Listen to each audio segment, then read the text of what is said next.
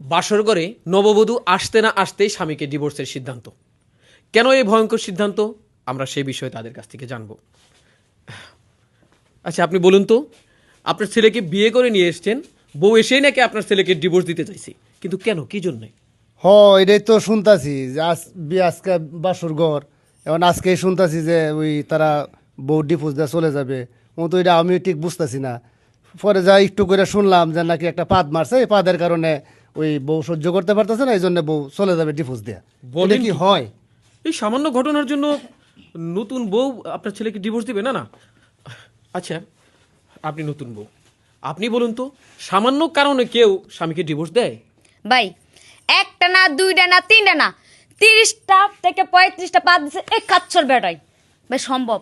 ঘরের ভিতরে ঢুকতে না ঢুকতে এতগুলা পাত। এখন তো কেবল একটু রাত হয়েছে, বাকি রাত যদি থাকি তাহলে আমি না, আমার মরা লাশ বাইরে হবে ঘর থেকে।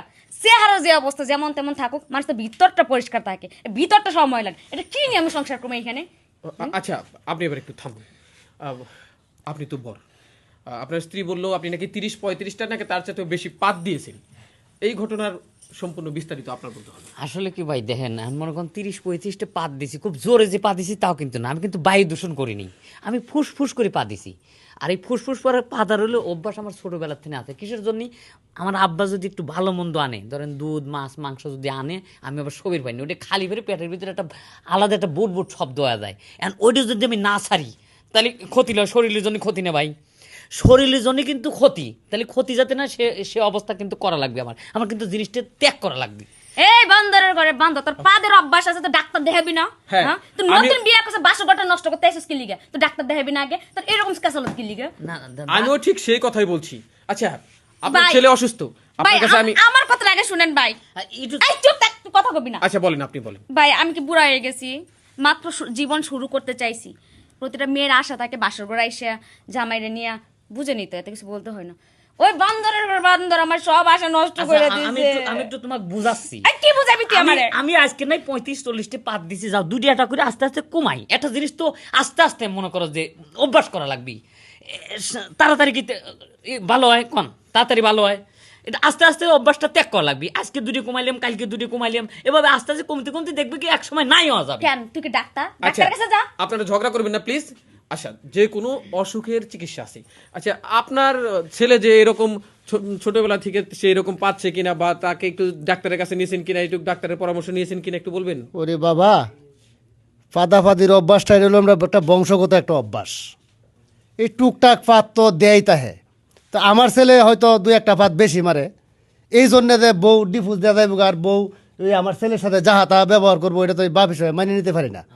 আমার আব্বা ফটাস ফটাস ফটাস জোরে জোরে পাতে, আমি কিন্তু অত জোরে আমি যে 40 বছর হয়েছে বিয়ে করছি, আমিও তো ফাতি, আমিও তো আর ফাত কম পাতি না। আমার বউ কি গেছে গা? কি গো, তুমি কি গেছো গা?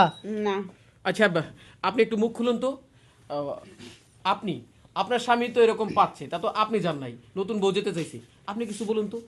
কারণ আমি যাই নাই, আমি চিন্তা ভাবনা করছি মেয়েদের বিয়ে তো একটাই হয়, তো এটা যাতে যার অভ্যাস, এটা আমার আস্তে আস্তে সয়ে গেছে। আমার সে হোক সিহা লাগবে, সিহা লাগবি, তুমি ডাক্তার দেখাবে না লিগা? প্রিয় দর্শক, ডাক্তার দেখাইছি। আরো 1 মিনিটের জন্য আমি নতুন বউয়ের কাছে যাব। নতুন বউ, যেহেতু আপনার শাশুড়ি আপনার শ্বশুরের পাত সহ্য করে এই সংসার করে গেছে, তাই আমরা চাইবো আপনি একটু কষ্ট করে হলেও সংসারটা করেন। হ্যাঁ, আমিও চাই, তবে আমার কথা হচ্ছে আজকের মধ্যে ডাক্তার দেখাইবো, আজকে রাতের মধ্যে ডাক্তার দেখাইবো, এই পাত কিছুটা কমাইবো, তারপর থাকবো। নয়তো ভাই সারা রাত থাকলাম মরে যাবো এই জায়গায়। সেগুলোটা খাওয়ালো না, সেগুলোটা খাওয়ালো না, ডাক্তার চুপ কর কইছে। তুমি। সেগুলো খালি আচ্ছা ঠিক আছে, আপনারা থাকুন। আজকে আমরাও চাই কম দেবো না। স্বামীর এই প্রবলেমটা দূর হয়ে যাক এবং স্বামী স্ত্রীতে সুখে সংসার করুক। প্রিয় দর্শক, আমরা আসলে এটি বিনোদনের জন্য তৈরি করেছি। তারপরেও বলছি, মানুষের শরীর যন্ত্রের মতো, যে কোনো সময় যে কোনো সমস্যা হতে পারে। আপনারা সঠিক চিকিৎসা নিলে হয়তো এরকম ছোটোখাটো বিষয়গুলো কিন্তু অবশ্যই পরিত্রাণ পাবেন। ভালো থাকবেন, সুস্থ থাকবেন। আর আমাদের এই ছোট নাটকটি, আমাদের ভিডিওটি অবশ্যই শেয়ার করবেন, কমেন্ট করে জানাবেন আমাদের ভুল ত্রুটিগুলো সম্পর্কে। ধন্যবাদ সবাইকে।